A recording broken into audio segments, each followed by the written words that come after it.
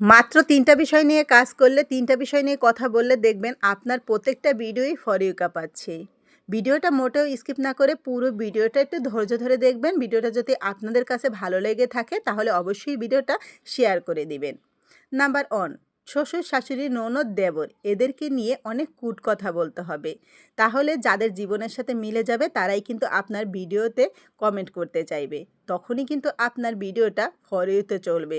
Number 2, যারা ট্রেন্ডিংয়ে চলবে, যেসব সেলিব্রিটিদের নিয়ে কথা বলাবলি হচ্ছে তাদেরকে নিয়ে প্রচুর পরিমাণ সমালোচনা করুন। কারণ মানুষ কিন্তু সমালোচনা শুনতে খুব পছন্দ করে।